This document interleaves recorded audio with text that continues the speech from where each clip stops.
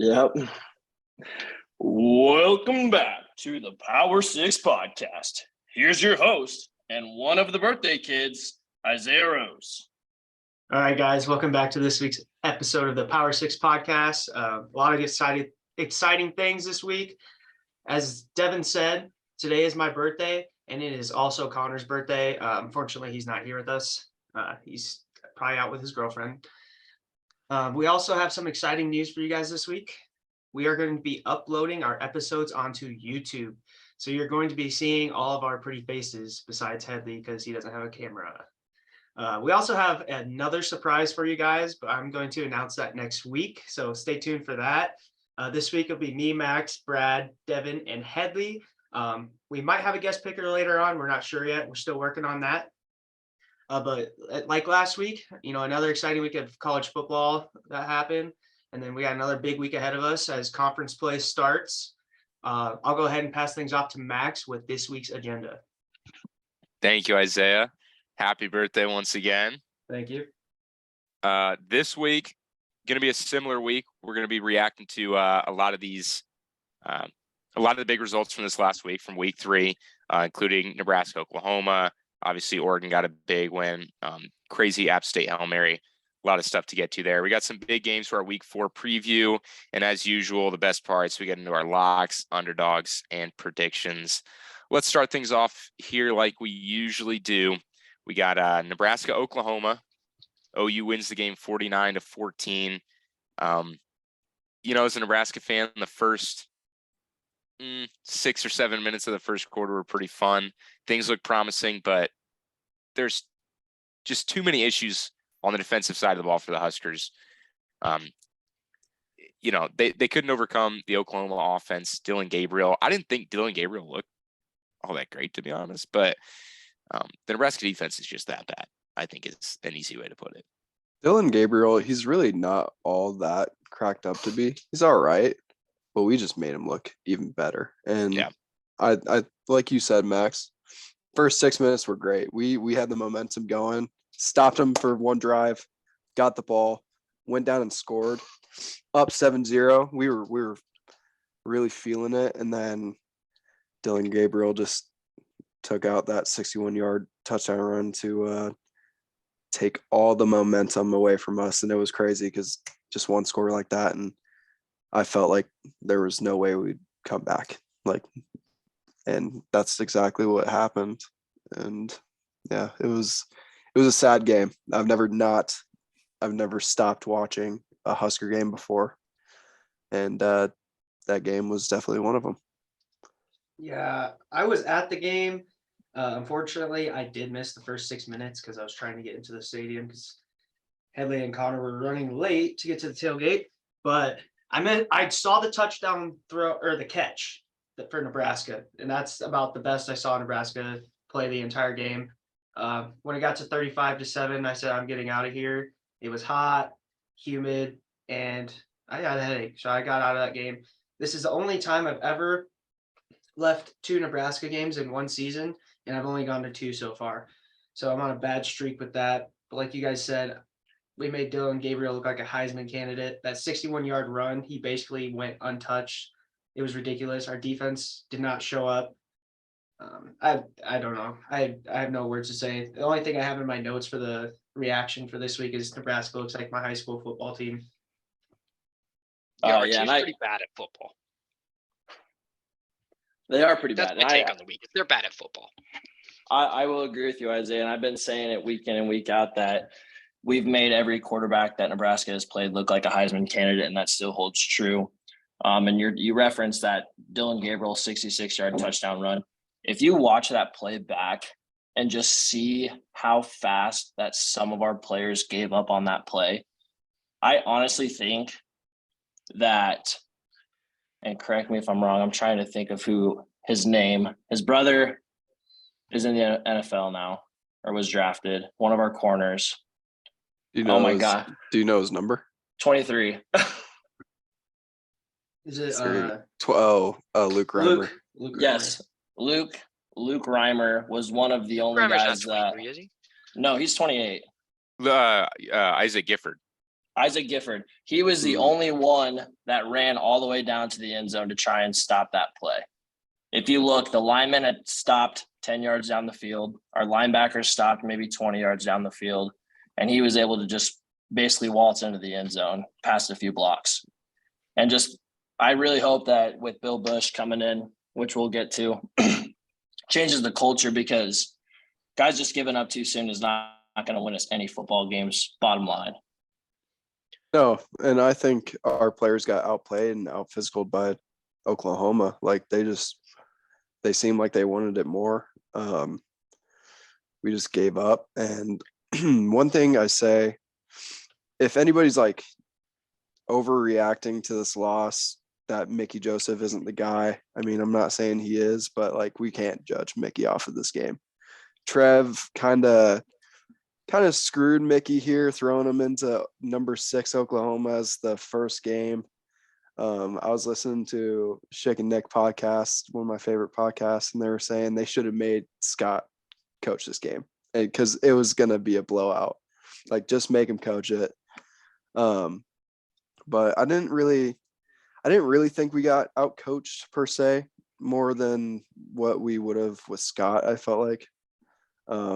But Brett Venables is a good coach, and I think they could have definitely put like 70 on us easy, and they kind of let off the gas. And I think it says a lot that Brent respects Mickey Joseph, not only as a person, as a coach. And just like, I don't know, they could have easily put 70 on us. Like, we were awful. So, fellas, do you think we win another game or do you think we have 2 wins by the end of the year? Is that possible? I think so. I think we'll squeak out another win somewhere. Who do you think against? Well, I don't know. I mean, let's be real. Tough. The Big Ten West, and we'll get into this as well, is not looking that good this year. Unfortunately, we've already played Northwestern, because that could have been a win. They look bad. The Big Ten West looks bad, but did they look giving up 650 yards to Georgia Southern bad?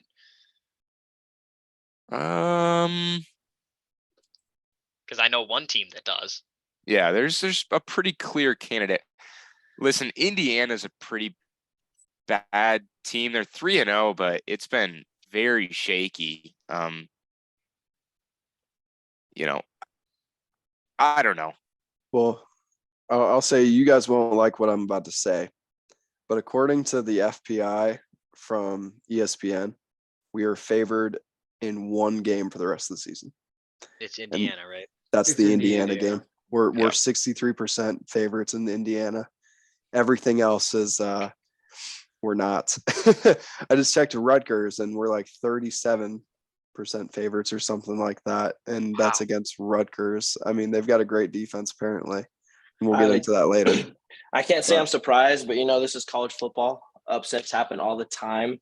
And so I'm still drinking the Kool-Aid. I'm really going to do my best to try and buy into Mickey and Bill the rest of the season and see what they're made of, and hope that they can turn this program around to at least get a couple wins, just for the sake of the fans, the sake for the guys that are playing, just to kind of put a little bit of life back into the program. They don't need to be the ones that went out and change it in a day, but if they can start to be the start that changes the culture, I am all in for it.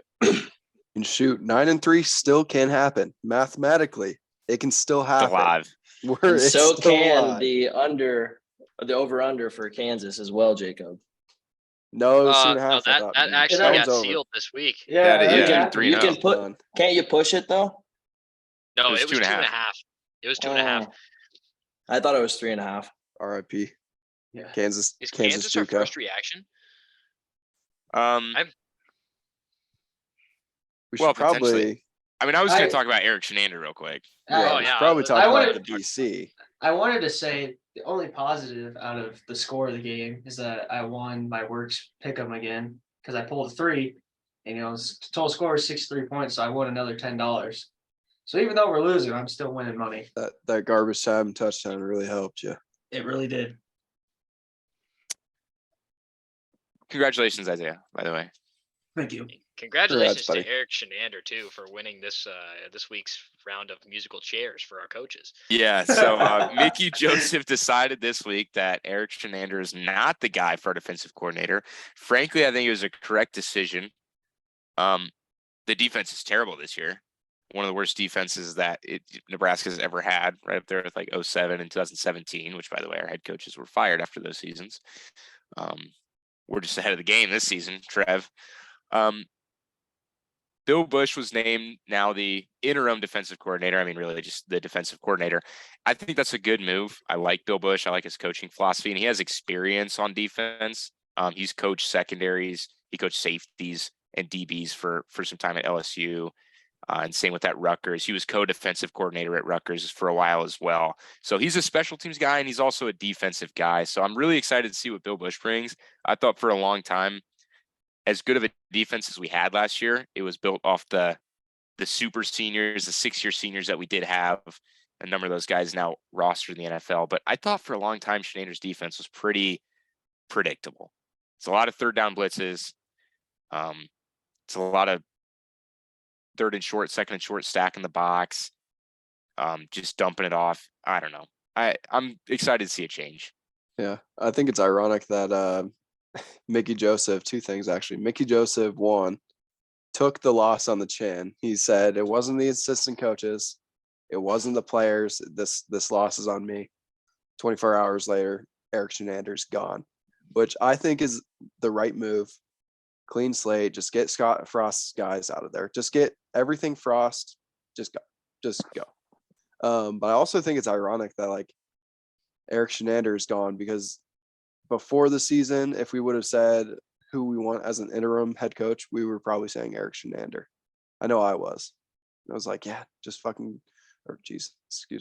just throw Eric Shenander in there and be the interim. But he's obviously failed horribly throughout his Nebraska career. And like you said, Max, it was built on seniority, which was great, but that's only going to get you so far. Brad,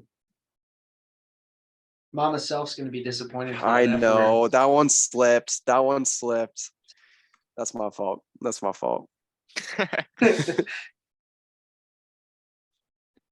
Can we talk about maybe the best part of Shenander's firing is maybe Bill Busch will pull Tommy Hill out of the starting lineup? Maybe. Yes, I dude. sure hope so. Oh my Dude, God. he should go join the cheerleading squad, man.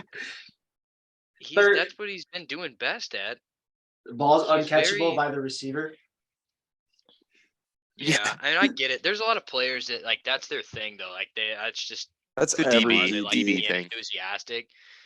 But I wish it would be saved for fourth down, after you make a stop on third down, maybe after you seal a game. I hate showboating after first, second down. More often than not that they get burned the next play, and now people are making fun of you on Twitter. So I would just save it for fourth down. Yeah, I think this is not really on that showboating topic, but more the firings. I think the firings, there's a good and a bad thing about it. The good thing, obviously, we get a head start on who we want to hire as a coach for next season. The bad thing, and this comes with all firings of college coaches, is decommits and recruiting. We can't really jumpstart on recruiting until we know who a head coach is. So it's kind of tough to recruit like right now. But yeah, that was just a thought I was thinking about, because I saw a 4-star from IMG decommitted recently. I don't even know who his name was, but I did see that as well, Brad. I Yeah. believe he was a defensive back, I think. A 4-star. Yeah, it is tough because whenever you fire a coach and bring in a new coach, first year is always kind of just default rebuilding year.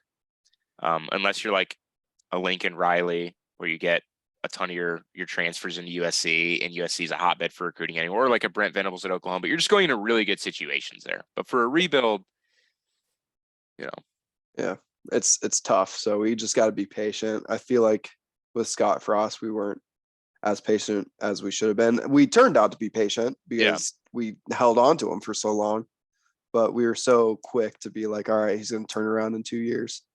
And coaches have done that. Coaches have done that. Like Matt Campbell did that.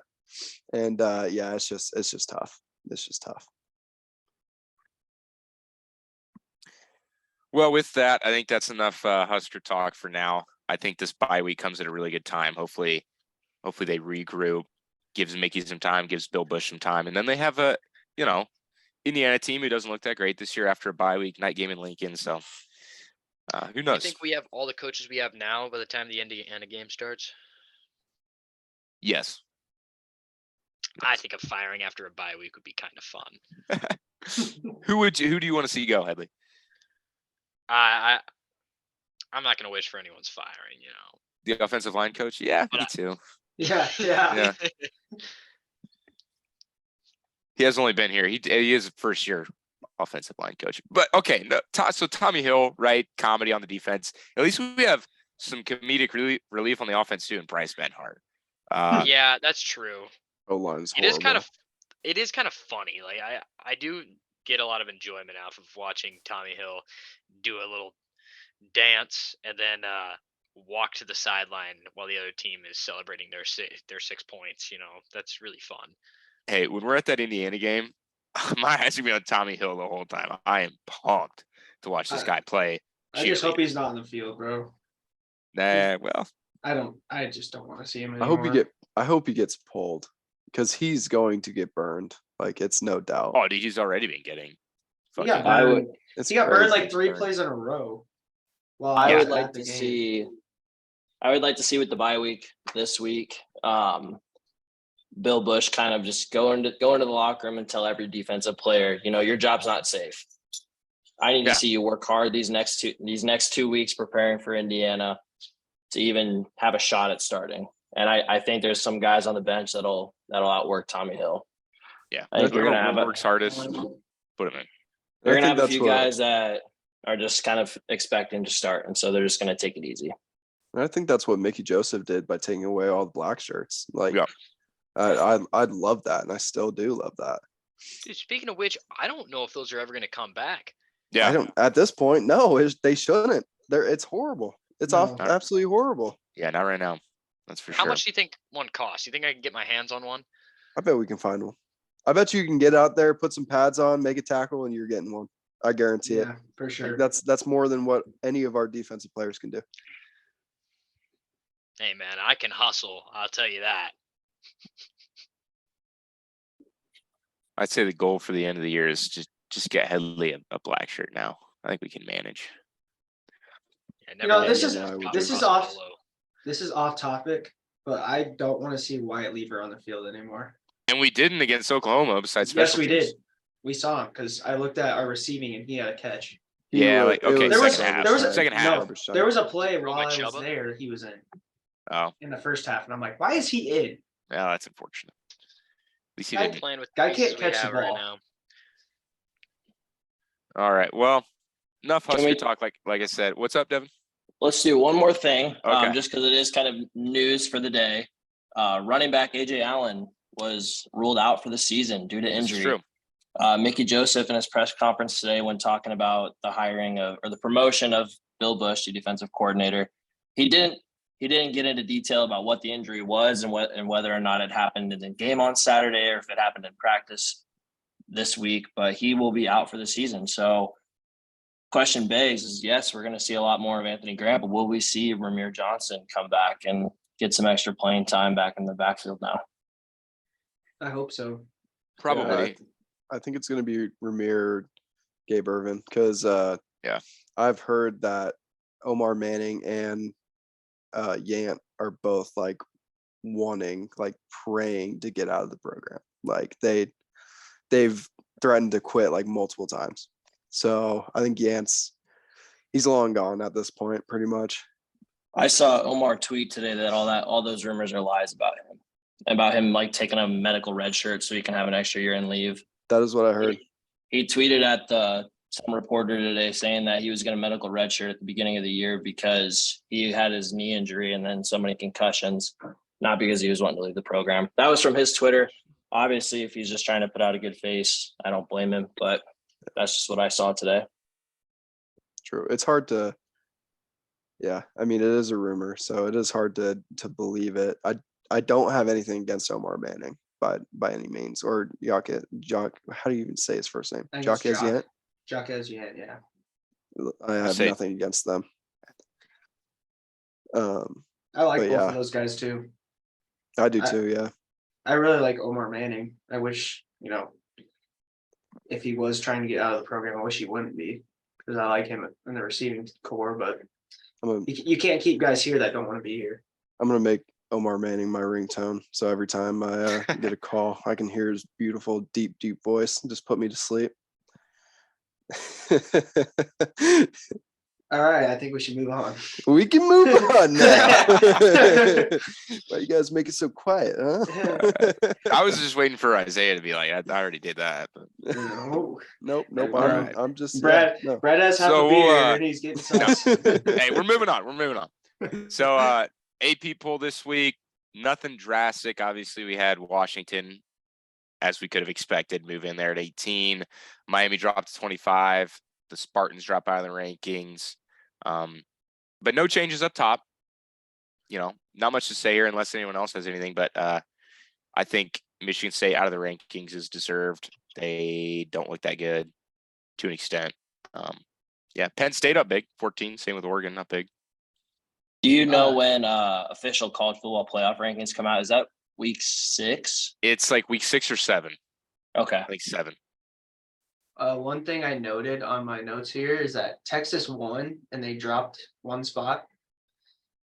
They went from 21 to 22. I thought that was funny. That happens when you barely beat a UTSA team while they were leading too.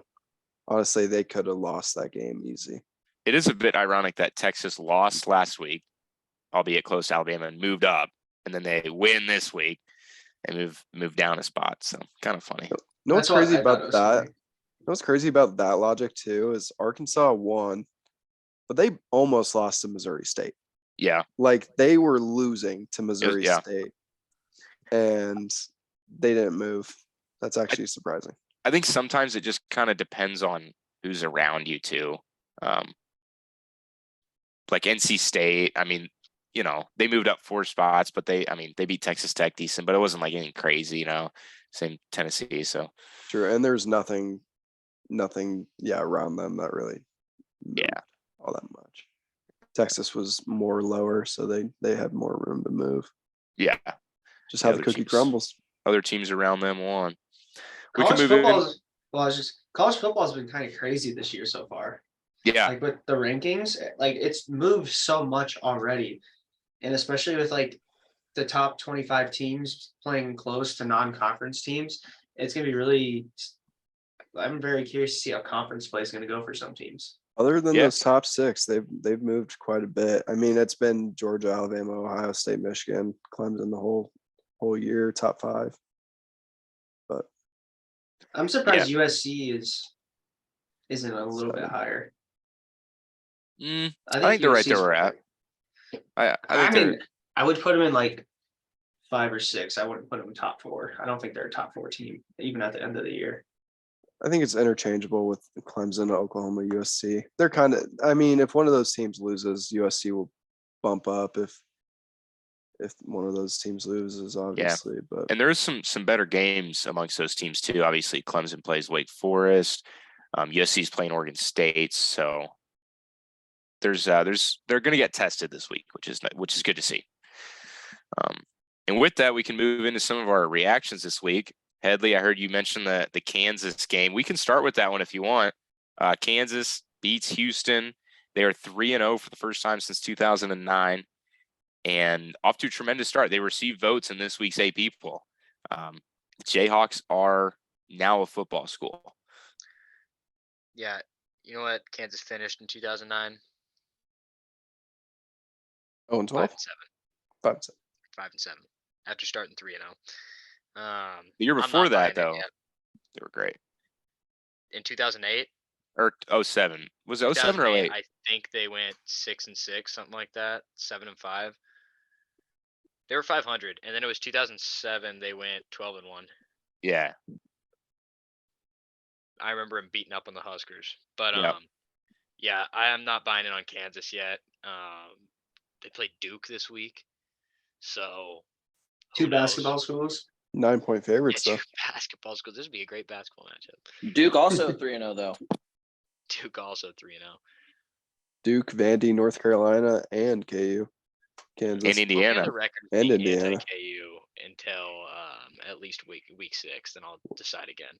Well, I can say about Kansas is they started as a high school for me. They went up to a JUCO last week. They're in the community college now. So congrats to Kansas Community College. If they get a couple more wins, they'll turn into that university. So I'm high on Kansas. I think it's more of an underdog story for me, being that Kansas is so bad at football. But I want them to succeed. I want them to succeed. I agree, Brad. Kansas has been bad for however long. I like seeing them succeed. I like seeing teams that are normally considered underdogs in every game go out and play good football. I saw that the Houston wide receivers got in a fight in the middle of the game. I don't know if you guys saw that video. It was pretty crazy. Yeah, I But- saw that. I gotta disagree with you quick though. I'm not looking for Kansas to do good. They just won a national championship this year. Their fans It's a have been, basketball. Basketball, They've been- different their sport, fans dude. have been spoiled. Why are they taking all the wins? I want wins. I'm jealous. I want to point out though, it is very possible that Kansas could start 6-0. Their next 3 games, they play Duke, Iowa State, and TCU. And then after that, they play Oklahoma. But it's on the table that we see a top 15 undefeated matchup between the Kansas Jayhawks and Oklahoma Sooners in Norman, Oklahoma on October 15th. That'd Max? be fun, except Iowa State's going to roll them. Potentially. Do you know when the last time Kansas made it to a bowl game? It would be, 2008. yeah, 08. That is insane. Yeah. That is They, insane. Again, the 07 year, they were ranked like second in the 2007, country. They won the Sugar Bowl, I think. Yeah, 07, they were phenomenal. They went to the Big 12 championship. They finished like 7th in the country. 6th Yeah. in the country. That's crazy. That's And crazy. I think they put up 70 on the Huskers that year. So They did. They Wow. beat Nebraska like 70-31. Wow. So Kansas has done it. That was a long while ago. It was also really, I don't want to say it was a fluke here because they were a really good team, but it's literally 1 year out of the last however many. But in 2008, they also won the national championship in basketball. yes, they did.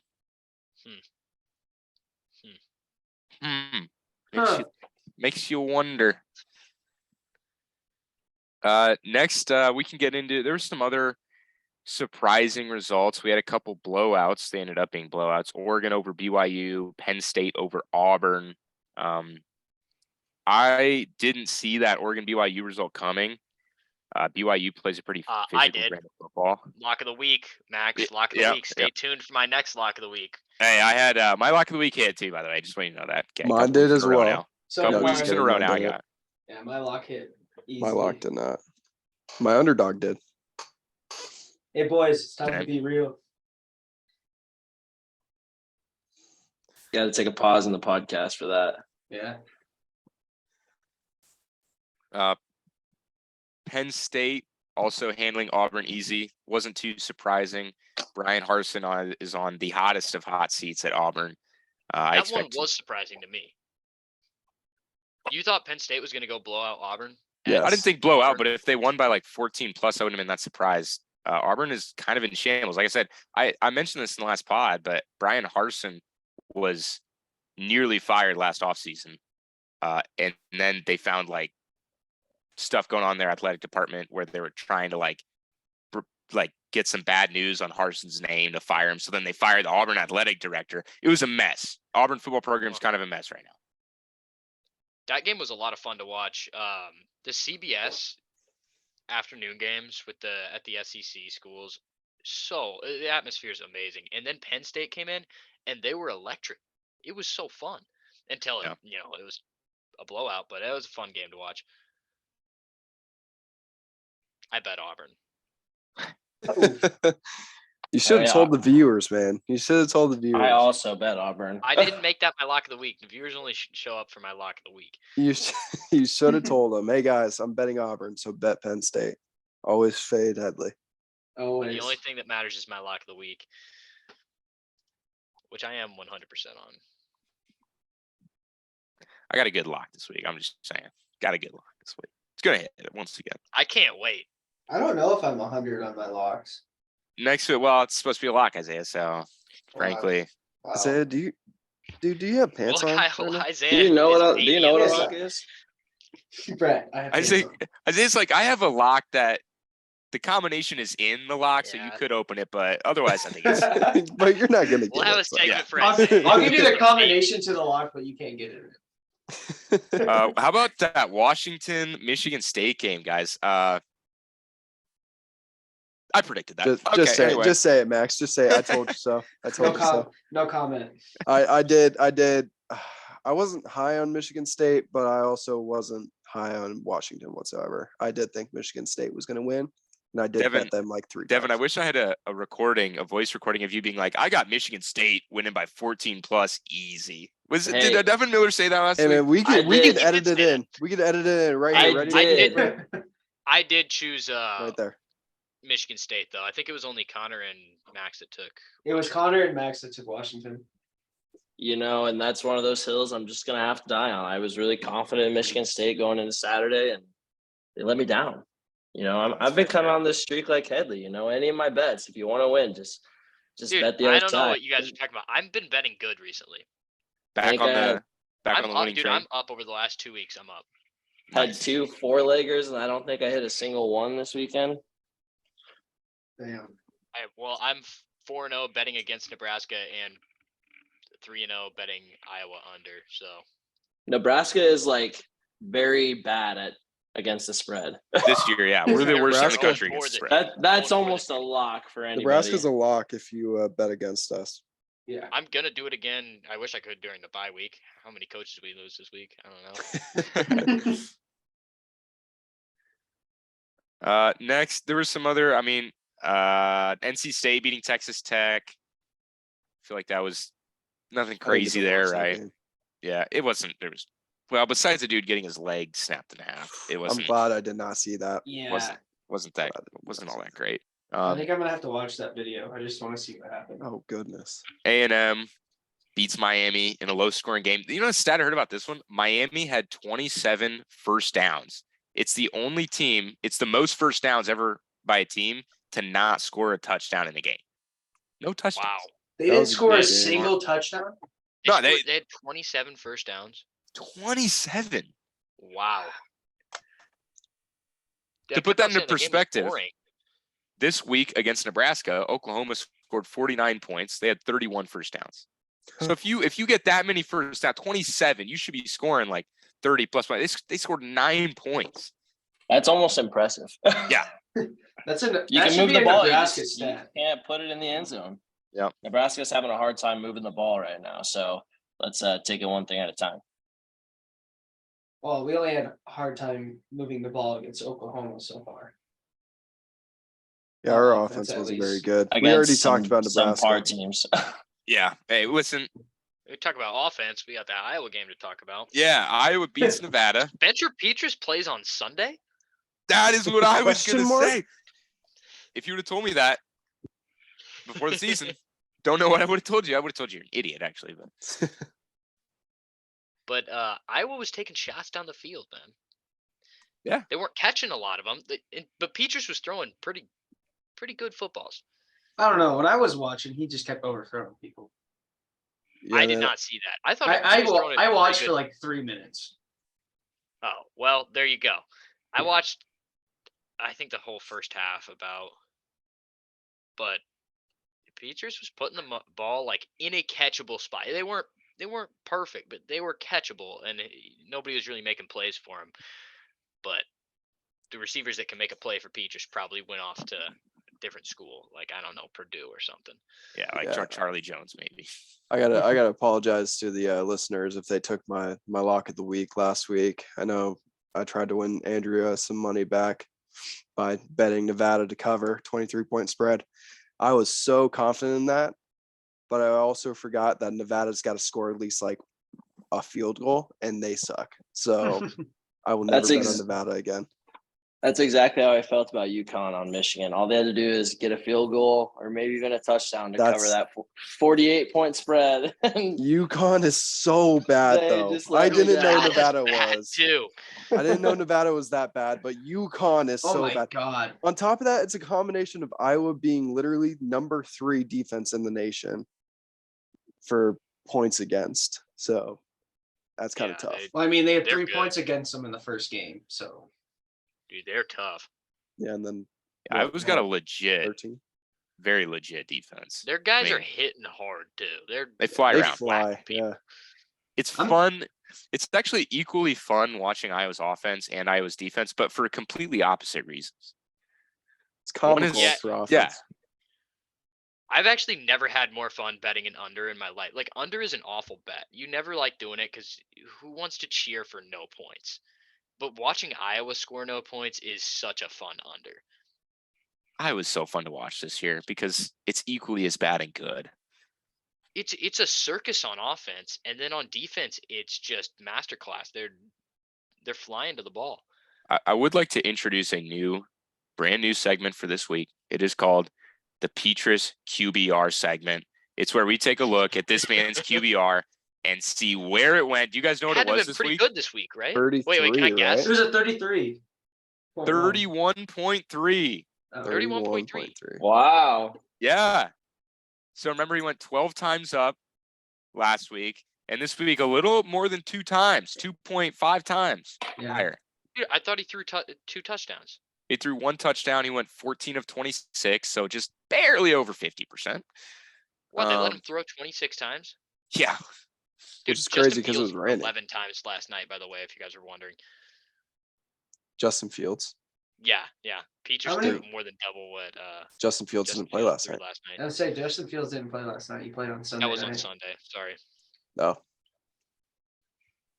We don't need to Bears are Wait. bad. We don't need to get into my Bears now. Come on. Bears are bad. College football. College You're football. Oh, we Bears, don't need to get bro. this guy's You're Bears. Can we get Bears. Xavier You're Cardinals? Bears. How about? So the Louisville Cardinals lose 35-31 to Florida State.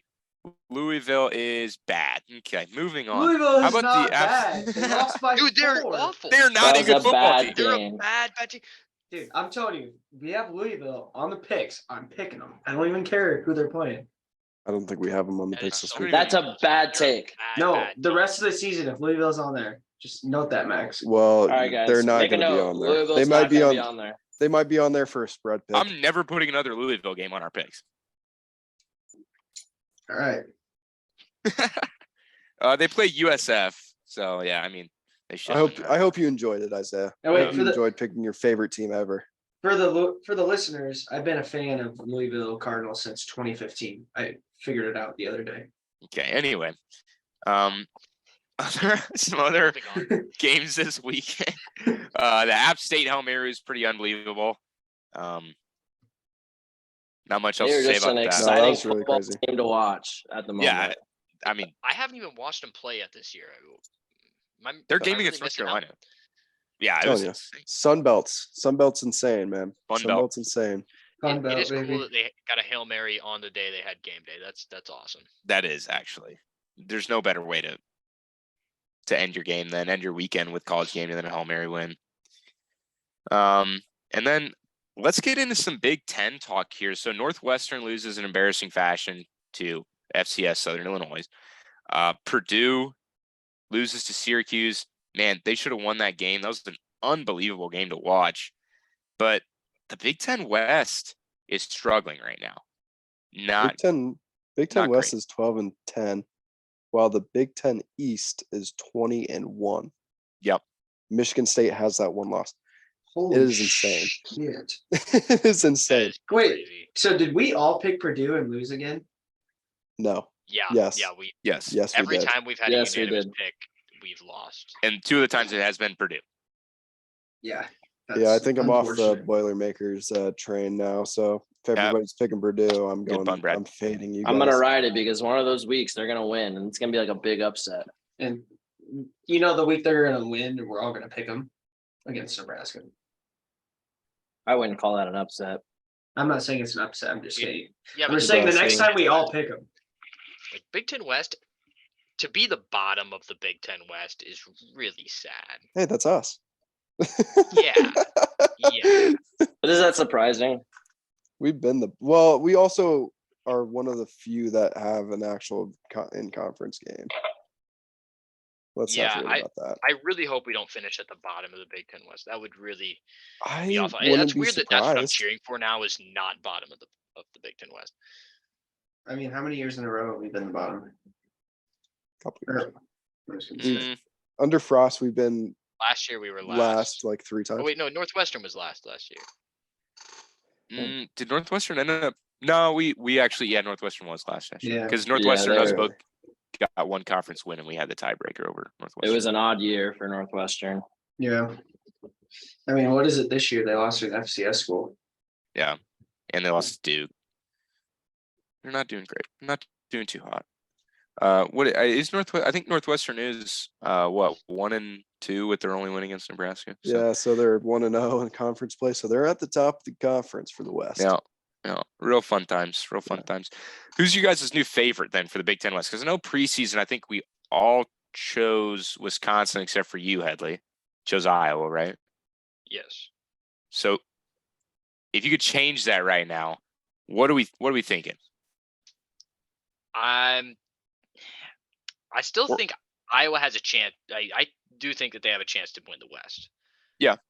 As bad as their offense is, their defense is so good. I mean, watching them play Wisconsin is going to be a snooze fest of a football game. But I mean, I think they have a chance to beat anyone. So I'm still sticking with Iowa. And I'll agree right with Jacob. I am liking Iowa to win the Big Ten West now. Their offense is pretty bad, but if we look at each game these past 3 weeks, their offense has gotten a little bit better to not scoring any touchdowns to now at least getting a couple up on the board. So especially on the Spencer Petras side, he's improving every week. And if that continues, they're going to be a hard football team to beat come conference play. I agree. Iowa's defense is probably the best in the Big Ten West right now. Offense for any team in the Big Ten West is not great. So as long as Iowa's defense can keep them in games, I think Iowa was probably the favorite right now for the Big Ten West. I'm not gonna lie, guys. I'm a little shocked you all said Iowa. Me too. Nobody said the only 3-0 team in the Minnesota. West, which would be Minnesota. I think my new favorite to win the Big Ten West, along with still Wisconsin being up there, I think it's Minnesota. I think PJ. Don't you Fleck, hate that bald guy? I absolutely hate bald people. That bald I guy is awesome. I wish he would absolutely tackle hate people. PJ Fleck. Not a but Fleck guy. I'm gonna be professional here, and I'm gonna say I like Minnesota. I mean, I think they're gonna be undefeated going into Penn State on October 22nd, and I think that game could be at Penn State for College Game Day. It's a 6:30 game. That's going to be a fun one. That's gonna Yeah. be a great game. That's Penn State's whiteout this year, by the way. That's definitely. I feel like that's gonna be College Game Day. I like Minnesota. As much as it pains me to say, they're a good football team. You know, I'm kind of in the same boat, Brad. My biggest concern with Minnesota, and we know this, is they have not played anyone really. I mean, you know, they're 3-0. They have a big test this weekend against Michigan State, which is going to be good to see. I think we're going to learn a lot about Minnesota. Let me pull up their schedule real quick. I didn't even have it pulled up. I think they haven't played anybody, but they've also just dominated. They have. Like, They've looked New really Mexico good. State less than 100 yards, but 38-0. Western Illinois 62-10. Colorado, they just absolutely ran through them. And I mean, it was 49-7. And Muhammad Abraham is a monster. Like, Yeah. he's going to tear us apart. They did lose their starting like star wide receiver for the season, but I don't think that's going to slow them up.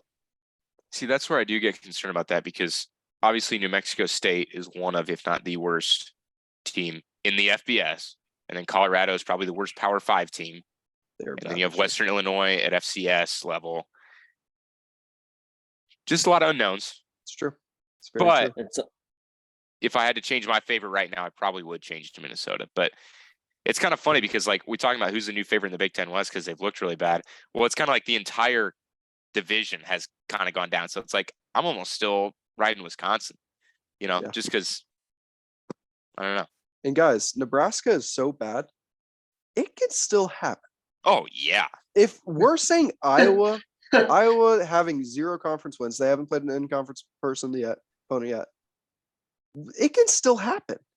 Brad, just stop, man. I'm not kidding. We have the whole Brad, conference slate We've left. still Brad, got the entire you're conference silly. slate. Brad, left. put the Kool-Aid down and just stop You're talking. just I can't. silly, Hey, bro. Guys, if we beat until Indiana, 500 in conference play. Devin, did I say it wrong? So I got dogged on for pronouncing Stu's name wrong last week. It's Muhammad Ibrahim is the running back from Minnesota, not Abraham as in Lincoln. I didn't say Abraham. I said Ibrahim. No, you said Abraham. It's okay. It's okay. Hey, He's not on our team. He's not on our team. He's not one of our greatest players ever to come to Nebraska. His name doesn't matter that much. The last time I saw Stu play, I was a child. So I'm going to write mine off. Yeah, 09. I would have been in middle school. We can move elementary school. We can move on from this. 2009? Jesus. Wait, why did 2009 get brought up? What? Because of Dominican Sue. Sue. Mhm. Oh, I mean, he should have won the Heisman. He should have. Not salty, but we can, Let's get into this week's tank of the week, fellas. I think it's time. Who wants to start us off? Have Brad go because everybody picks his. All right, Yeah, let's hear it. BYU losing to Oregon was pretty bad. BYU was Would have seen that coming. I know. They weren't favored for the game, but losing that bad and just get absolutely smacked during the game. That's my tank of the week for the week. So I'm gonna go right after Brad because I also have the same tank of the week. Although they weren't favored, they were higher ranked than Oregon. And to lose 41-20, and it was pretty handedly for Oregon to win that game. That's just embarrassing for the Mormons. And unfortunate for Brad's Cougars. Can you have them be a tank if you pick them to lose? Anyway, yeah. I'm taking Michigan State as my tank of the week. I was pretty disappointed to see them go out and just look absolutely flat-footed against Washington and just get smoked. I know it was in Washington, but at the same time, when you're ranked so high, you gotta play a little bit better than that. Headley, what do you got? My tank of the week is the Auburn University. They got blown out at home by Penn State. Go Big Ten, by the way. But they have a coach in his second year, and their fans are livid. They want him gone. Second-year coach. This is after firing Gus Malzahn, who took them to a BCS national championship game, by the way. That was a long time ago and not really his team. But he also took them to multiple BCS bowls. That's what they were called at the time. And they fire him, pick up this new guy. What's his name? Brian Harsin. And they want him gone after year 2. I'm loving it because people say Nebraska fans are, we turn on our coaches fast. I think, look at the SEC. They're way worse than us, I think.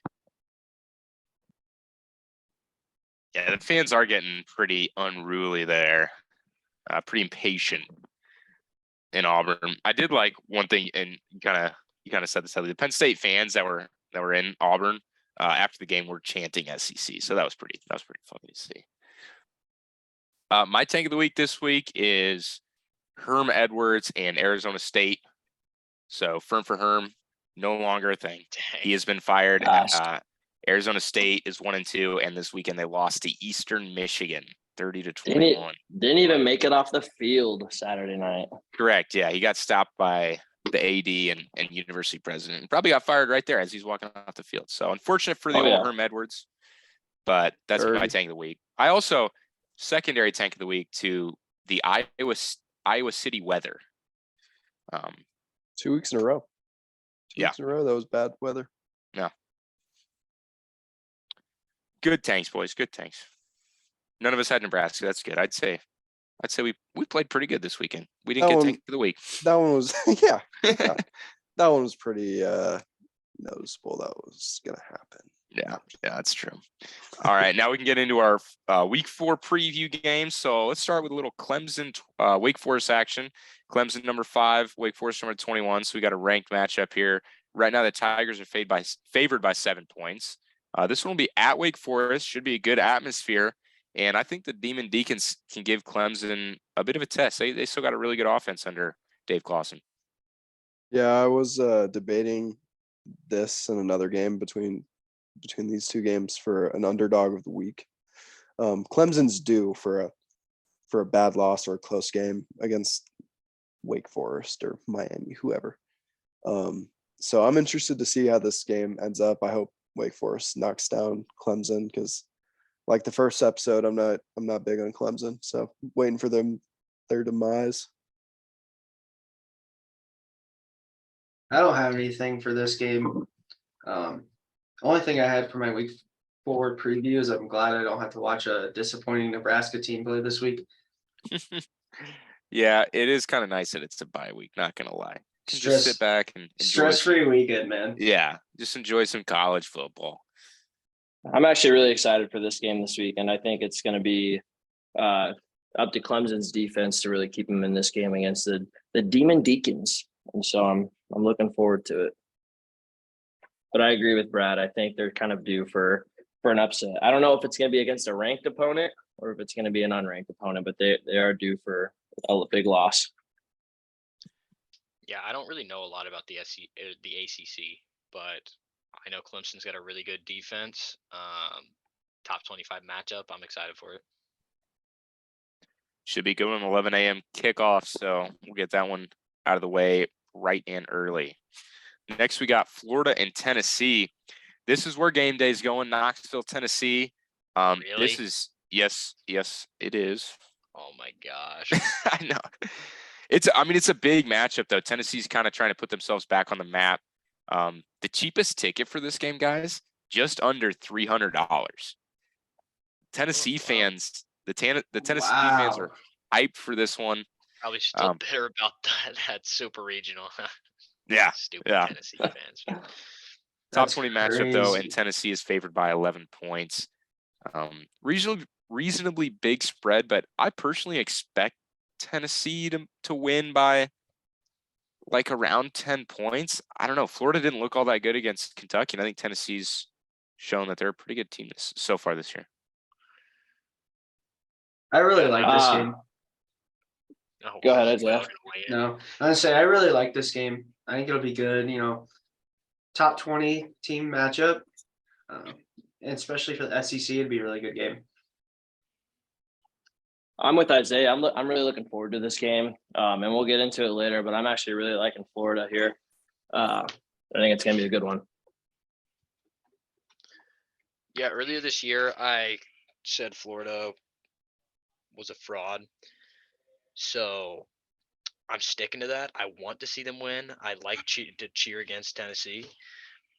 But I do think Tennessee is going to win this one. I'm staying away from the bets on it, though. I think minus 11 is a little much. I agree with that, Headley. I think that's a good take. I personally wouldn't touch this one either. Headley, this is also your 2:30 CBS SEC game this week. So Love it, man. yeah, it's gonna be a Love it. rocking atmosphere in Knoxville, Tennessee. I take the best naps during the halftime of the 2:30 SEC CBS game. Yeah, it's crazy too. We're talking that up, and that time slot in 2 years is gonna be Big Ten. The with naps new I'll team. take, man. With the new team. I imagine the nap you'll get watching Iowa and Wisconsin tied at I half could sleep 3-3. through the third quarter. Oh yeah, it's gonna be awesome. Next game that we'll take a look at real quick. I threw this one in there because why not? I think it could be interesting. I think it's like one of the better non-ranked matchups that I've seen. We got Minnesota favored by 2.5 at Michigan State. Spartans coming off that tough loss to Washington, dropping out of the rankings. Minnesota now trying to move their way up into the rankings. So completely opposite momentum here between both teams, but an almost even spread. This is a tough one to sort of get a feel for, I feel like. You know what I mean? Yeah, dude, I was thinking about betting Minnesota for a while today, and I stayed away from it. I just don't know what to expect on this one.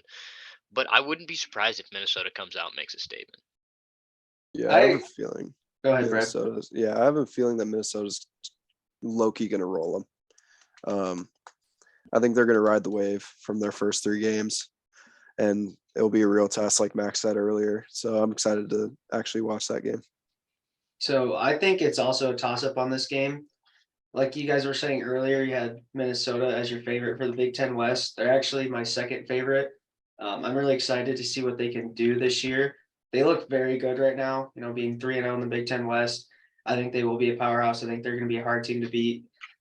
This game will be very interesting, especially since Michigan State started out decent. That lost them. Washington kind of threw them through a loop. But I think it's going to be a very close game. I don't think either team's going to blow each other out, though. One thing I find kind of interesting about this game is we know how bad Michigan State's passing offense is at times. They're 103rd in the nation in pass yards allowed. They were dead last in the nation, 130th last year. And Michael Penix for Washington kind of ripped them apart. So it's a big issue for Michigan State. One thing I want to see from Michigan State this week is they got a decent run defense. I think they need to focus on that, stop Mo Ibrahim at all costs, and force Tanner Morgan to make those plays against your passing defense. Tanner Morgan's really good, really experienced, but that's kind of the difference somebody looking for there. I don't want Michigan State, and not that I'm like necessarily rooting for anyone in this game, but I don't want to see them try their hand at 2 parts of the defense, pass defense. I think they just need to go out there, stop the run. You can do that well, force Tanner Morgan to make plays against you.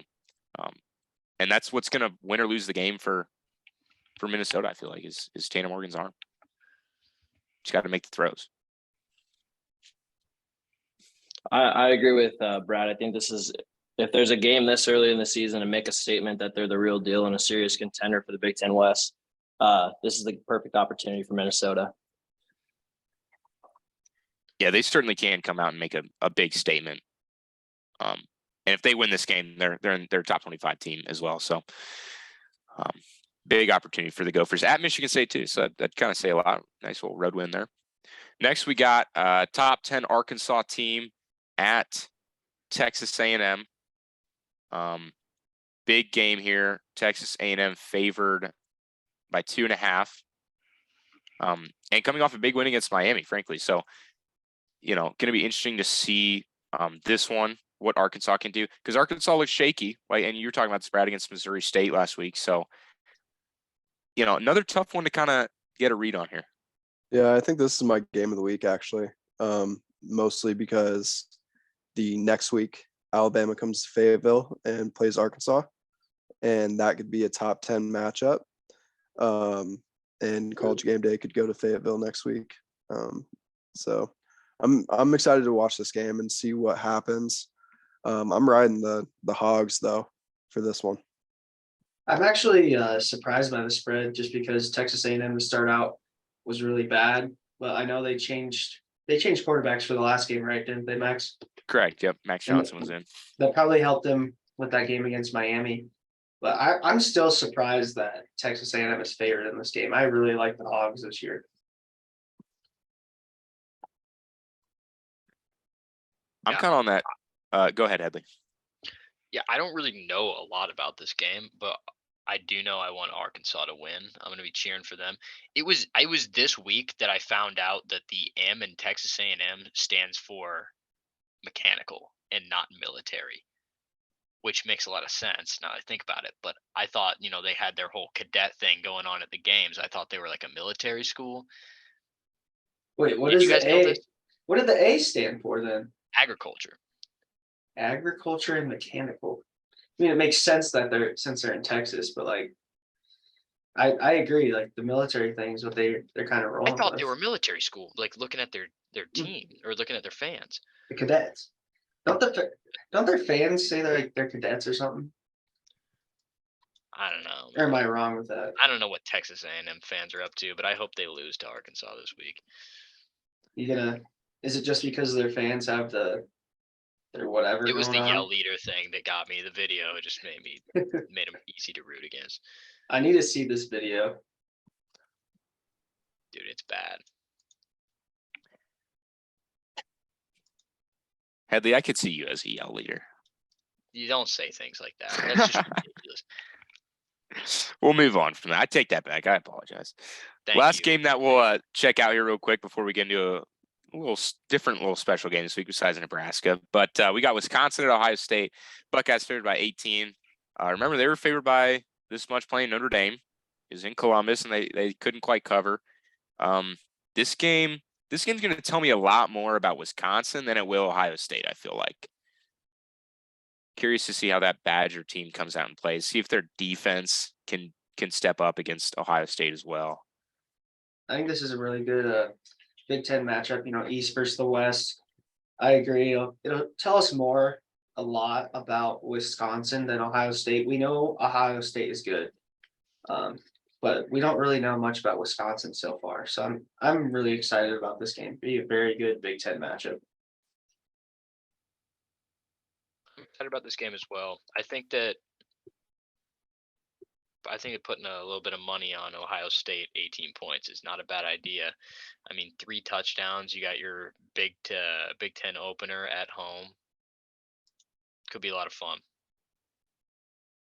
I'm with Jacob. I think this is a good game for Ohio State to just walk away with. It's gonna be a defensive battle though. If Ohio State's offense can get rolling, then it's game over. That is the 6:30 primetime game on ABC as well. So again, going to be a great atmosphere in Columbus. Now let's do a little quick preview for our other birthday friend Connor this week. A little Iowa preview. We got Iowa at Rutgers. The Hawkeyes are favored by 7.5. This is a night game in Piscataway. And it might be the most, I don't know, lackluster night game you might ever see. The over-under right now is, I believe, 35 and a half, 34 and a half, something like that. It's one of the lowest unders one of the lowest unders I've ever seen. I'm super pumped. These are 2 good defenses. This is going to be classic Big Ten football, which is crazy to say with Rutgers, but they are really fitting in the Big Ten. They're playing Big Ten style football. Yeah, this is going to be, like you said, Max, this might be one of the lackluster night games you've ever seen. I don't think there's going to be a lot of points scored in this game. I think the under is a good pick this week. But it's going to be a very defensive game. Iowa's offense has struggled this year. Petras hasn't gone over 32 on his QBR. So it's going to be interesting to see how Rutgers holds up against them because, they've been pretty bad since they joined the Big Ten.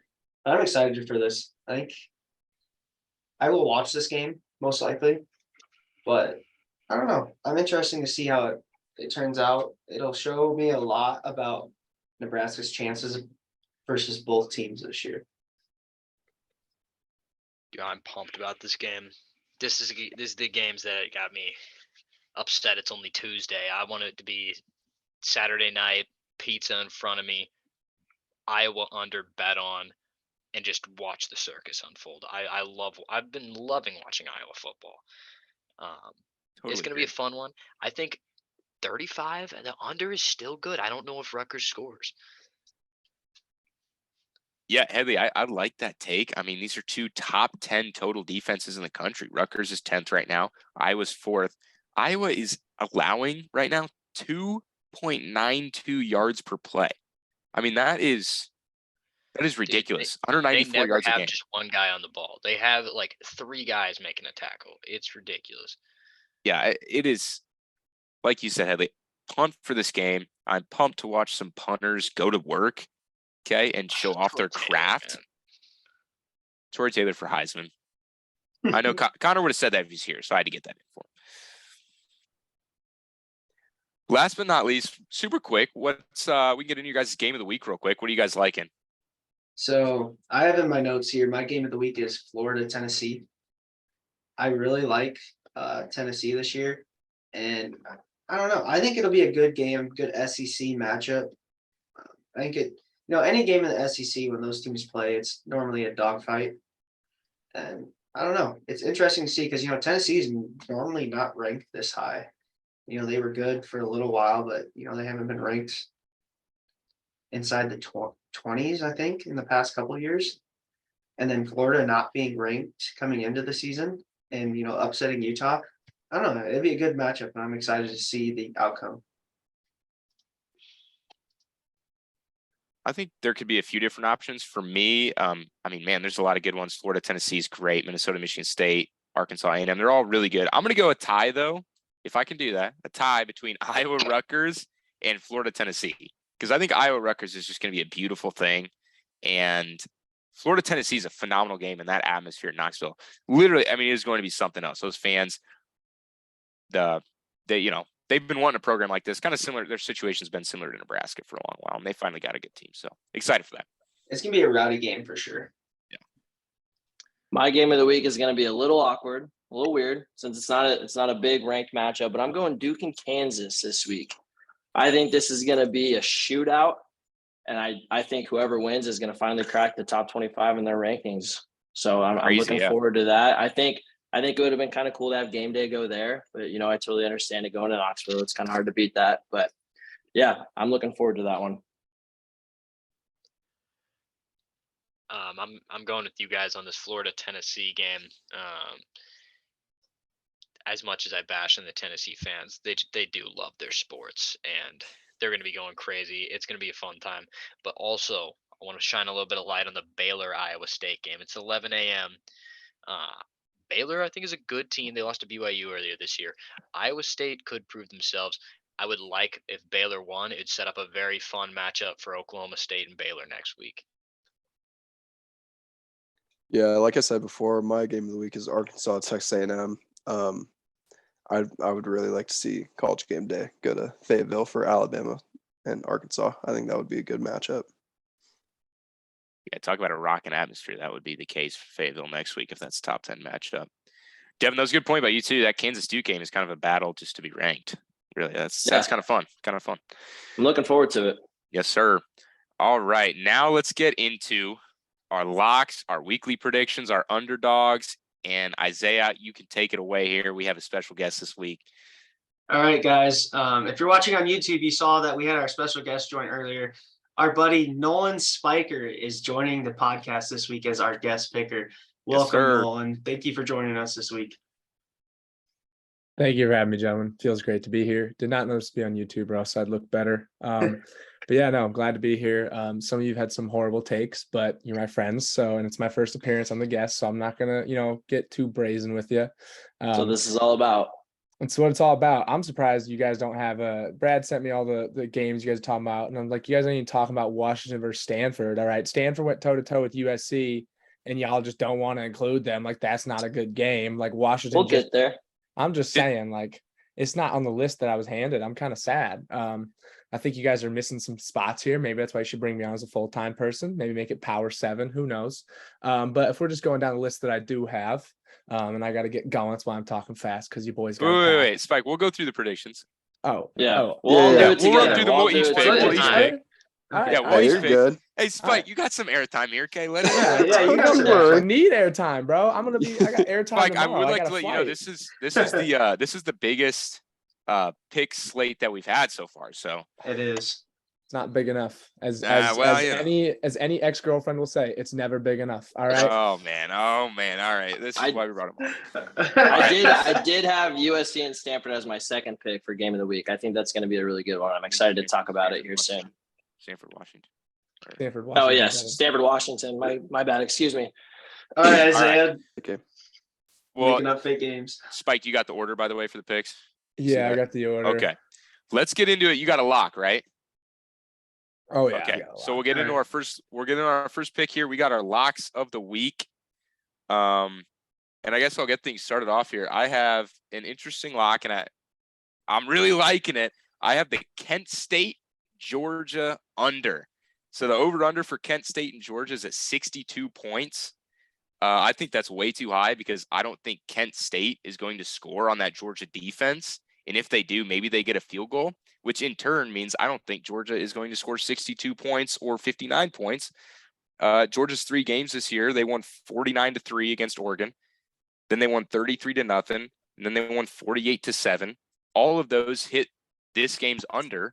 Georgia, I mean, they're not going to go out there and pummel someone with their offense. That. Yeah, I think this over-under They seem is to like just go for the throat right away and then coast for the rest of the game. They played Samford, FCS school, in week 2, and they won 33-0. Their offense is not like they're going to go out there and score 60 points, but they're going to allow 0 points. I genuinely don't know why this over-under is at 62, but I like the under in that game a lot. So my lock of the week that I've got picked here is the Clemson spread of 7 points. I think Clemson's going to easily cover 7. I think Wake Forest had a good team last year, but I don't think they are carrying as much momentum this year as they were last year. You know, Clemson's always been a powerhouse in the ACC, so I think Clemson's 7-point spread is a lock.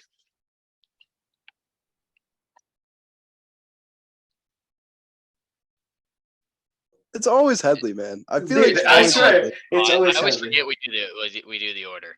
It's literally in the chat. Come on. Okay, my lock of the week here is this is a strange one. I'm going to go Penn State, 28 points to cover against the Central Michigan Chippewas. I think Penn State's good. They're going to come out. They're going to win by more than 4 touchdowns. Headley, I don't know how I feel about that, but I'm glad you broke the awkward silence and realized it was your time to go. Yeah, I always forget there's a list. Yeah, just if you were like on your computer paying attention, that might help. But my lock, boys, which I mean, just looking at stuff, I've been too busy to really pay attention that much. But after just looking at this, dude, we saw what happened against Sooners when you don't have a team that can go toe to toe on the O. All right, like it's just. It turns into a demoralizing thing. Your defense gets stuck out in the field continually. And let's not forget what happened with our good old boy, Adrian Martinez, this past week against Tulane. Like, come on. Like, K-State just sputtered. Their offense is struggling, dude. Like, they are going to get eaten alive by that defense that just destroyed Nebraska. And I feel like Dylan Gabriel and the Sooners just going to run all over them. So they're at 13? They're easily going to win by 2 touchdowns, baby. Like, I have no doubt in my mind, Sooners are just going to go and just destroy K-State. Yeah, I don't hate that lock. No, That's a good one. So my lock of the week this week is UNLV to cover a 2.5-point spread versus Utah State. Utah State barely beat UConn. They lost to Alabama 55-0. And then Max, I believe this might have been your Tank of the week last week. Tank of the week last week. They lost to Weber State 35-7. Yeah. No way they cover a 2.5-point spread. So I am hammering UNLV to absolutely roll Utah State. Is it Aggies? Utah State Aggies? Yes, sir. Yes, sir. I believe so. I can get behind that one, Brad. My lock of the week is because I absolutely disrespected them last week by taking UConn to cover on Michigan. So this week I'm taking Michigan to cover 16.5-point spread against Maryland. I think their offense is just firing on all cylinders, and they look pretty unstoppable. So I'm looking forward to them covering that pretty easily. I like it, Devin. Show Michigan some respect after you disrespected them last week. I gotta own up to it. Brad, you're a big UNLV guy this year. That's the second time you brought him up. This is like my 3rd time bringing them up. I am a big UNLV guy, even though they kind of screwed me, I believe, last week. But it is all right. I like a lot of these locks, fellas. I think there's a lot of opportunity to make some money this week. I'd like to throw out an honorary potential lock of the Rutgers Iowa under. That's my fun lock of the week. I think that'd be a fun thing. I can get behind that. Dude, I throw some money on the Iowa under every week, and it's profitable. Yeah, very. Next, we'll get into our underdog of the week. It's got to be a +7 dog or greater. I like Miami of Ohio. They're +7 exactly to the Northwestern Wildcats. I think Northwestern is kind of going downhill more and more. So I like Miami of Ohio to potentially get the job done there. I also, other potential lock would be Utah covering 14.5-point favorite over Arizona State. Arizona State just got their head coach fired and they're really bad. So I think Utah could win that one too. So either one of those. Or sorry, that'd be a lock of the week, but underdog is Miami of Ohio. So my underdog of the week is actually going to be Florida. I think that's going to be a very good game against Tennessee. If Florida can pull this off, it'll prove that, kind of our doubts that we've had so far. But yeah, I'm going to go Florida covering, or not covering, but winning against Tennessee for my underdog of the week, the 11-point spread. I'm also going to go with Florida. Not because I really don't like any of the underdogs this week, but I'm asked to choose when I'm going Florida because I want them to win. I really want them to win, and I'm going to will them to win by making them my underdog of the week. Well, I'm going to be really original here since both of you are little fanboys, but I was going to go with Florida as well. All right. Because I like my You are allowed to Gators. do that. I don't want to be like that, though. I mean, I'm supposed to be. But it's allowed. I'm saying it's allowed. I know, but just because it's allowed doesn't mean it's right, Headley. All right. Come on now. But no, I do really like Florida in this matchup. I really feel like they could pull something off. It's hit or miss with them. I don't know. I really hope Brad picked this as well because, he has a bad track record for that. I do, but I did not actually. My underdog of the week, give me the Scarlet Knights against Iowa. I like them against Iowa. Iowa's offense is so bad. The Rutgers defense is top 10 for yards against, and their offense is like lower middle pack. It's going to be a little difficult against Iowa's defense, being number 3 in points against. But give me the Scarlet Knights to upset the Hawkeyes. I can get behind that, Brad. Unfortunately, I'm following the train of Isaiah Headley and Nolan, and I'm taking Florida as my underdog of the week. I just think 11 points is too much for a top 20 matchup. So I'm looking forward to that game. Now we'll get into our straight picks. So we got our first one. It's a Thursday night game here. Interesting matchup between West Virginia and Virginia Tech. Mountain East favored by 2.5, and I like West Virginia to get the win as well. I agree, Max. I'm going West Virginia here, and they're going to cover 2.5. I also like West Virginia in this one. I gotta stick with West Virginia. Virginia Tech hasn't had a real challenge yet. Give me Virginia Tech. I am taking Virginia Tech as well. I think it's going to be a good matchup, and I think they're just going to pull away with it at the end. All right, guys. I want to take a pause here. We forgot to introduce our season records for the year. So, Brad, take it away. I've been working hard on this, man. I've been sitting at work, getting paid to do this spreadsheet. I was going to do it after our Thursday prediction. I was going to do it before the Saturday slate. Yeah. So I just want to tell everybody our records if anybody's following. So I've counted out all of our picks and everything. So I'll just go down the order. Max is 26-15. He's second. Isaiah is 21-20. Headley is 27-14. He's doing the best out of us, just barely passing Max. Connor and I, Bradley, are 23-18. And Devin is also 21-20. And then our last week's guest picker, Benjamin Dalton, he went 5-6. So we'll see if Nolan can do better than that. If Nolan gets more than 50% correct on this week's, he will be leading in our guest picking competition. Do I get invited back? I mean, if you win, if you get them all right, we will invite you back the very last episode, our season finale, and we'll praise you. Or if you're just the winner, maybe get a trophy. Yeah. We'll get a Power 6 guest picker trophy. You can have it. Isaiah, did you get your pick in for West Virginia, Virginia Tech? I did. Okay, nice. I had West Virginia. All right, good. We got the Thursday night game squared away. So now let's move into our Saturday slate here. Clemson at Wake Forest. Tigers favored by 7. I'm going to go with Clemson here, but not super comfortably. So this was my lock of the week, Clemson winning with the cover. So I'm sticking with it. I like Clemson as well. Their defense is too good. I gotta be a follower here, boys. Clemson. I feel Clemson too well. Wake Forest. I hate them. We better not all pick it. Unfortunately, I do like Clemson as well. I hope Wake Forest wins and Clemson's due for a upset, but I think Clemson's gonna win. I'm also liking Clemson, boys. So you know what that means? Uh-oh. We just gotta go bet on Wake Forest this weekend. No ground would be gained on that one, huh? Fade Headley. Fade the Headley. That is, yeah.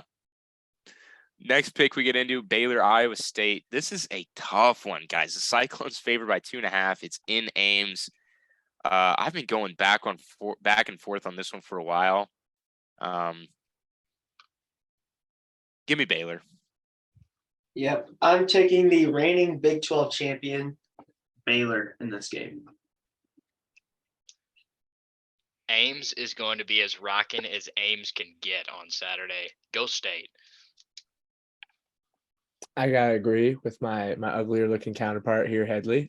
Iowa State, baby. The Cyclones gonna be going wild. Ames is one type of place, dude. I think Baylor's gonna go in thinking they know what they're doing, and I think they're gonna get rocked. Ames is a fun little town, man. I didn't think Iowa State looked very good against Iowa, though. And I feel very confident now that Headley picked Iowa State. I'm going Baylor Bears. I'm number 1, Brad. You are number 1, Headley. The stats don't lie. Let's go Bears. I'm also taking Baylor, and I'm riding that similar take on Brad said.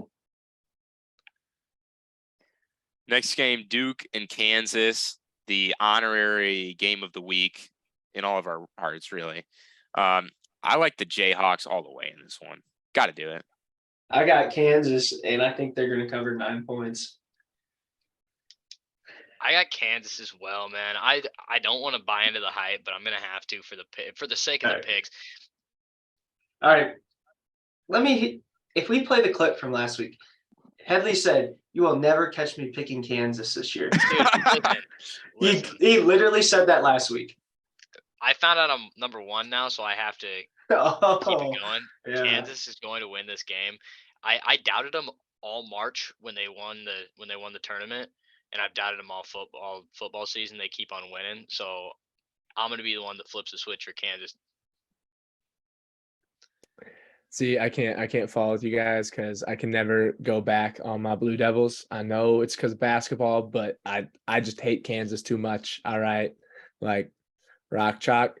Can't finish the end half of that, or else this podcast be censored. But you know what I was gonna say. I gotta go with Duke. I'm loving my boys too much. I can't be a traitor. I'm no Headley. I thought it was Rock Chalk Jayhawk. Yeah, it was finished with Jayhawk. No, don't there's know. something that rhymes with that I couldn't repeat. All right, Let's move on. I'm gonna move on here. So I'm a little bit opposite here of Headley. I will pick Kansas until they lose. It won't be a clean game. Kansas will win, but they will not cover. I am the same way as Nolan, but the opposite. I absolutely hate Duke because I grew up a North Carolina basketball fan. And so I am riding the Jayhawks all the way to the ticket station. They're going to win this game. They covering? They're covering. Yeah. Big win for the Jayhawks. Prediction by Devin there. Next, we got Florida and Tennessee. Huge game here. Obviously ranked SEC matchup. I like the Vols. So I know I picked Florida as my underdog of the week, but I also have the Vols winning this game. Tennessee's not going to cover. I think it's going to be a close game. Tennessee wins. How insightful, Headley. I got my Gators. I got to root for the Gators. I can't fall in line with the thinking that Headley just put forth. Give me Tennessee. You know, I had Gator when I was down in New Orleans this weekend, and it was fantastic. I'm riding with the Gators. Eats the gator, then goes for him. Oh yeah, I got to support. I'm all about replenishing the species. I'm looking forward to Recognition them of winning. Devin's new favorite food. Good thing you didn't need a volunteer, You're Ah, absolutely right. well, going with that same logic for the next game, you got Texas and Texas Tech. I love me a good steak. Give me the Longhorns. I also had the Longhorns in this matchup. I think they're going to cover the spread against Texas Tech. I got the Red Raiders here, baby. Not because I want to eat one, but because I think they're going to win the football game.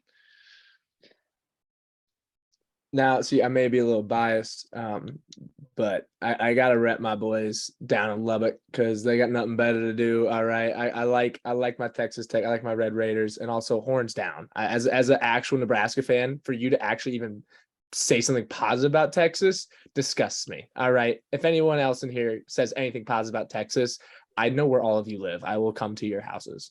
Well, you better get to Devin's apartment then. Go ahead, Brad.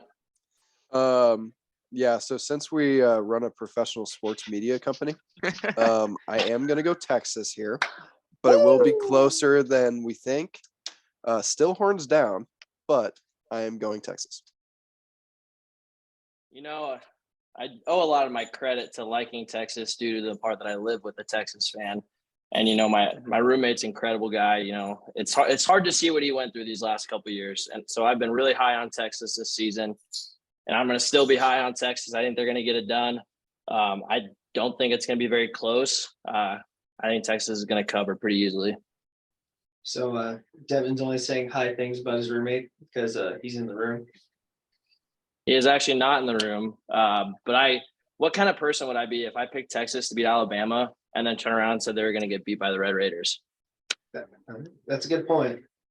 Fair enough. Good picks, fellas. Next, we got a really close spread here. Notre Dame favored by, I have 1 point, but I think the spread is actually shifted. I think UNC might be favored now, but it's about even. Notre Dame, Tar Heels. I like the Heels offense. They're going to score a lot of points. Give me North Carolina.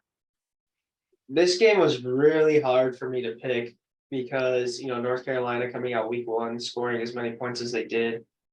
But I still think Notre Dame is the better team here.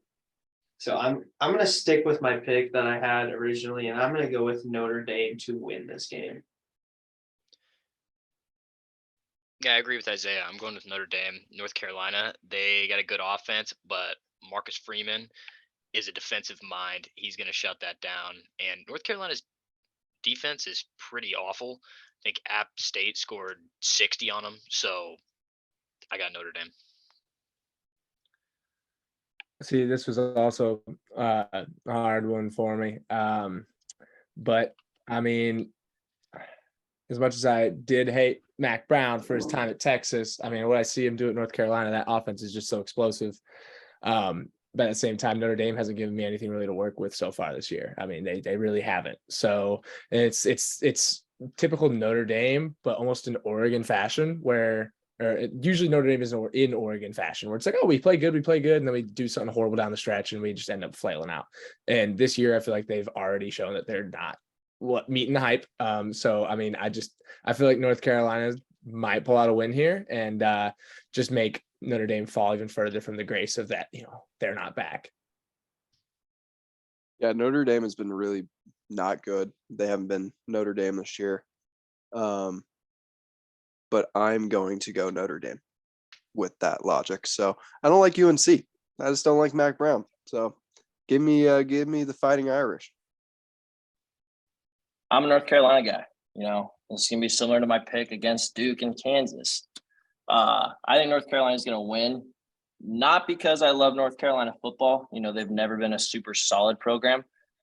But I'm with Nolan. I just don't think Notre Dame has really shown us that they can be a competitive football team. They're kind of looking like last year's Huskers. So if it's been that way, I think Notre Dame's going to lose this game by 3 points. Wow. Devin and Nolan agreeing on something? Never happened before. Going crazy right now, dude. Oh, yeah. Hey, making moves. Next, we got Minnesota favored by 2.5 at Michigan State. I think Minnesota's on a little bit of a roll. Give me the Fighting Flex. Give me that bald guy. PJ Fleck takes the win and covers the spread pretty handily here. Yeah, I've got Minnesota as well. PJ Fleck is awesome. Yeah, I think that bald head. I think Mr. Clean's gonna rally the troops a little bit further. You know, maybe get a little reflection off the lights off his head, blind some of the Michigan State DBs. I think Minnesota's gonna win this game. Michigan State's gonna look even crappier than last week. Give me PJ Fleck and PJ Fleck Jr. at the helm. Let's go, Minnesota. I'm taking Mel Tucker and the Michigan State Spartans this week. Oh no. I think they're pretty embarrassed about the way they performed last week, and they're gonna go out and they're gonna have a chip on their shoulder, get it done. Fake or God, Jesus Christ. Good take there, Devin. I can respect that. I'm so used to saying fake take about Isaiah. But Faked it. Yeah. Next we got Easy pick Arkansas. either way. Yeah, it could. Next we got Arkansas and A&M. A&M's favored by 2.5. This game is another tough one. There's a lot of games this week that I feel like are just really tough to pick. I'm going to take Arkansas though, but not confident at all. Give me Blue Pig Suey here. I think Arkansas is going to easily win this game. I don't think A&M's a good team. I don't think they'll easily win.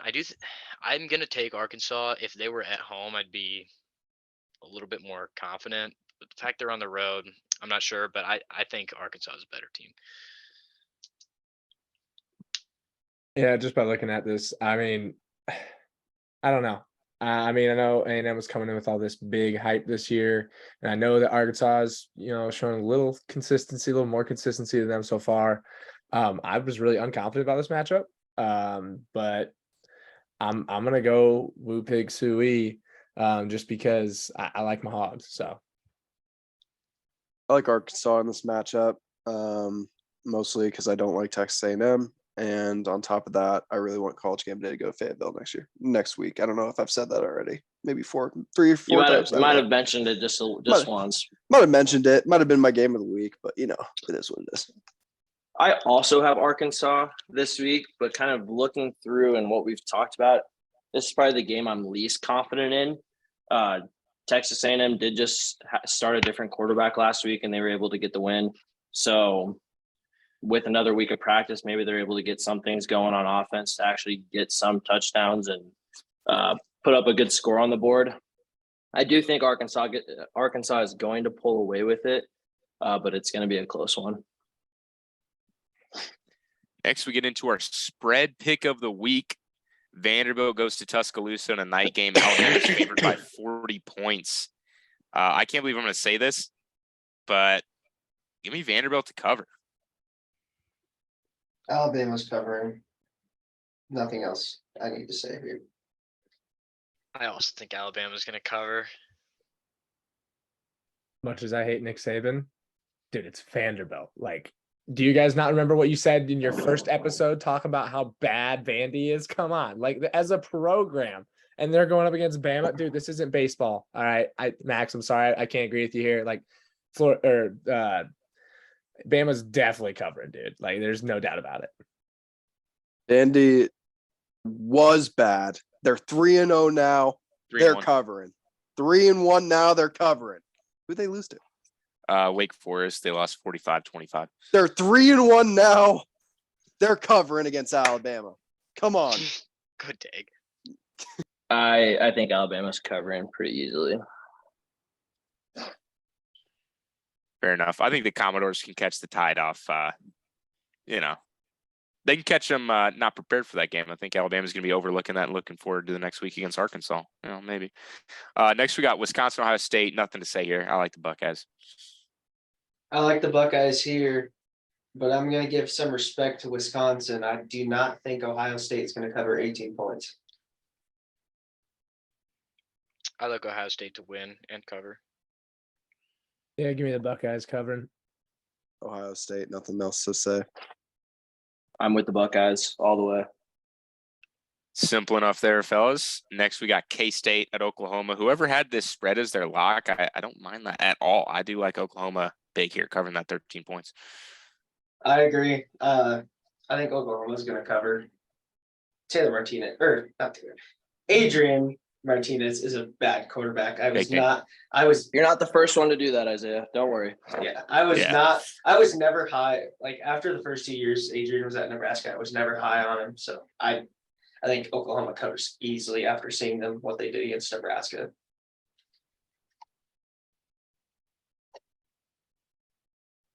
Headley, forget order. Yeah, I would do that. I like Oklahoma to win and cover here as well. I'm actually surprised the spread is what it is. Yeah, so this is my lock, right, of them covering here, Oklahoma covering, because that I can't say offense is sputtering. Now everyone in Manhattan's like, well, what happened? It's like, yeah, okay, what'd you expect? You picked up Adrian Martinez. All right. Like I think I saw something that said he's averaging he has a 7.4 yards per completion. It ranks 120th in the FBS. All right. Like he's not gonna be a guy who expands the field vertically at all.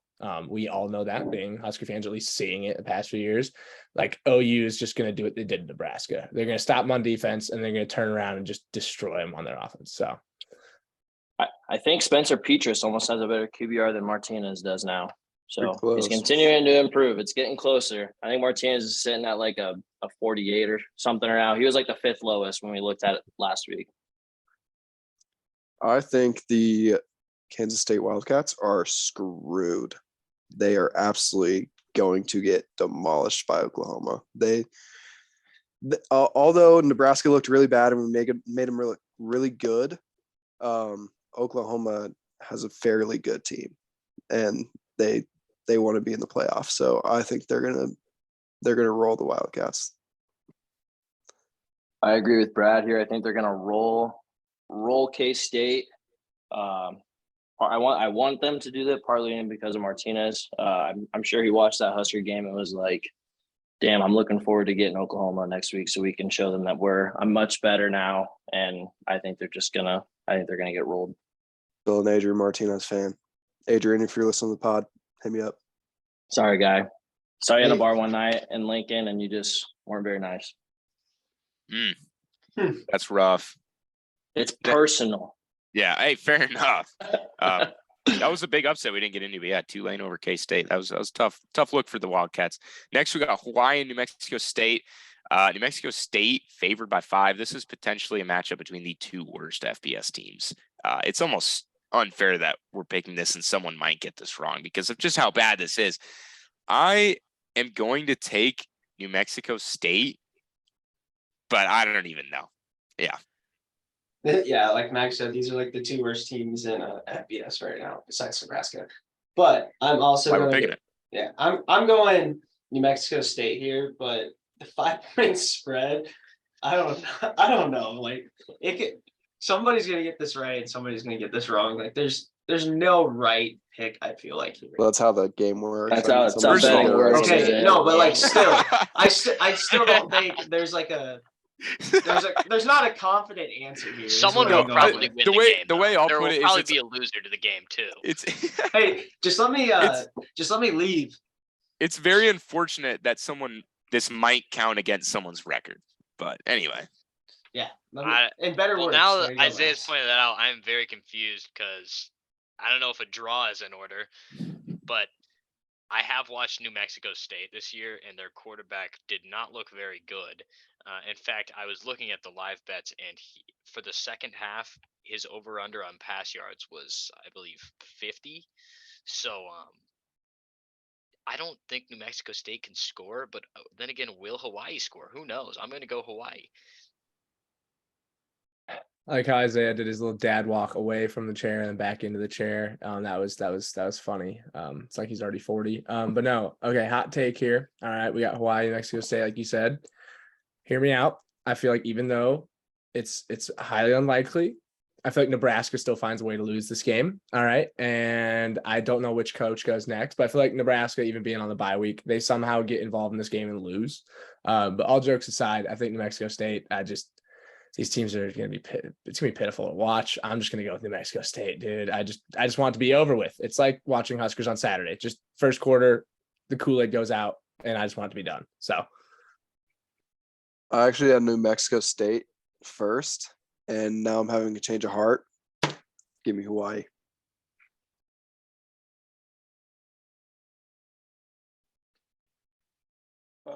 Sorry, I'm feeling a little bit out of the way. I'm also going to take Hawaii. I took them against Vanderbilt week 0, and I was incredibly disappointed. So I decided to give them another chance, and I'm hoping that they don't let me down. Otherwise, we might have some problems. Nice. Yeah, this one, it's a total toss-up of a game, but might as well throw it in there. Next, we got 7th ranked USC, favored by 6.5 at Oregon State. Oregon State is on the come up. They got a good football team. I think USC wins this, but I think it could be close, like the spread says. Lincoln Riley takes this to the bank. 6.5 easily for USC. Yeah, I also have USC, but this was among the harder games that I picked this week. I would never trust Lincoln Riley for his brisket, but I will trust him in this scenario. He is definitely going to cover that. All right, like USC is going to run away with this game. I think USC is going to win, and they're going to cover that 6.5 point spread. I think USC is going to win, and I do think they're going to cover as well. They look really good right now. Last but not least, we have a very intriguing night matchup here in New Jersey. Iowa favored by 7.5 at Rutgers. Cannot wait to watch this game. Low over under. Iowa's only allowed 1 touchdown this year, and I think it stays that way after this game. Give me Iowa to win 13-9. 3 field goals from Rutgers. Well, I'm actually think they're going to cover the over under on this game. That's bold. I don't think that's happening. What the hell do you mean cover and over under? I think they're going to That hit is the under. definitely under. Hit the over. You were under. doing so good, Isaiah. How You do you were hit doing Max? so good. Max and I Can't literally hit had this over under either. Max and I had this conversation yesterday. He's like, it's either you hit the over or you hit the under. There's no in between. Whatever.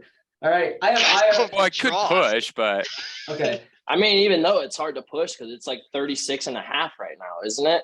yeah, if it was like 35 even, you could push. But Yeah. Besides the fact, give me the under, Isaiah. I have the under on this. I have Iowa winning 17-7. I think it's gonna be a very low scoring game with 2 good defenses.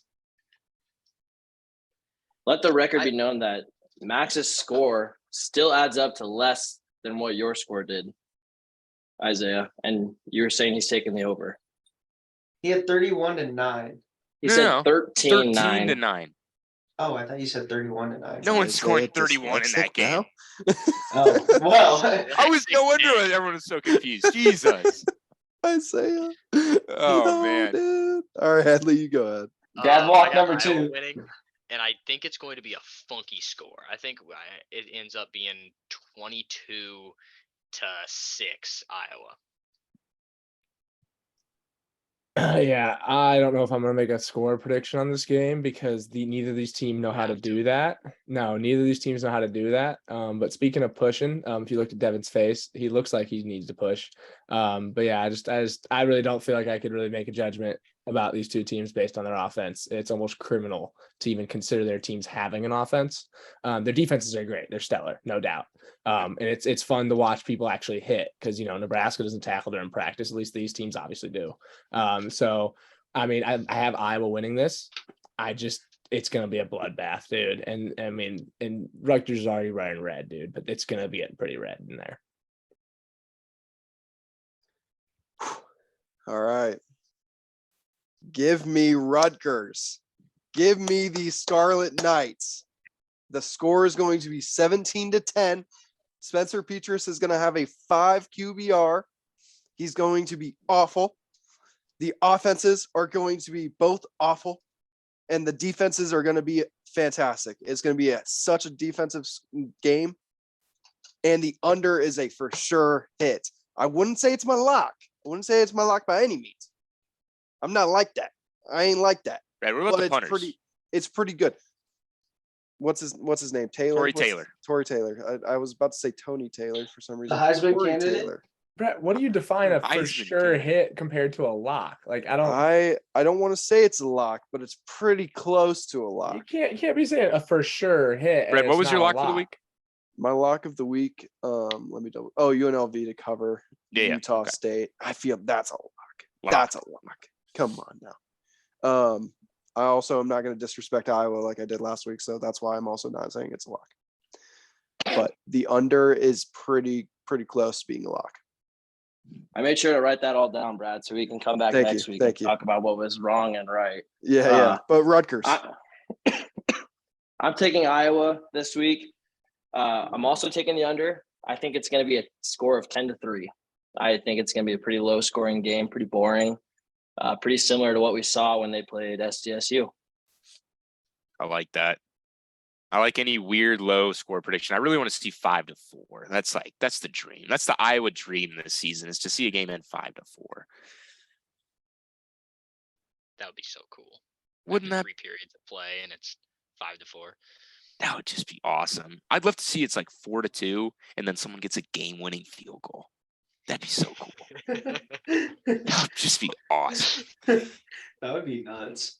I mean, Iowa right now is averaging almost a safety per game, so Pretty close. That's true. yeah, it is pretty damn close, even though they were both in the same game, but they played 3 games, so it's close. Anyway, that wraps up our picks this week. Sad we couldn't have Connor on here, other birthday boy. But hey, we're going to be watching that Hawkeye game, and I don't know about cheering for his team, but cheering for defense. Cheering for something competitive. Yeah. Cheering for Tory Taylor and the under. Well, I think that's everything we have for you guys this week in this week's edition of the Power 6 podcast.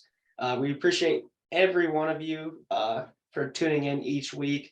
I want to shout out Noel again for joining us this week for our guest speaker. We appreciate it. We know you fly out tomorrow morning. Thank you for staying and sticking it out with us. If you guys check us out and watch us on YouTube, I still highly encourage that you listen to us on your favorite podcast platform. Again, you can check us out on Instagram and Twitter. Twitter is Power 6 Podcast and Instagram is the Power 6 Podcast. Max is doing a very good job of the Twitter. I'm doing a very bad job on the Instagram. I hope all you Husker fans have a very stress-free weekend and you just get to enjoy not watching a disappointing Husker team this weekend. And as always, be safe this weekend. Go Big Red. And since Connor's not here, go Hawks. Oh gosh, I can't believe you said that. We said that in a closer. Hey, but I'm backing it this week. At this point, I'm just rooting for good football. I don't care who wins or loses. I just want good football. If every game could end like the way the LSU Florida State game did, I would never have a favorite team again. I would just watch. all right.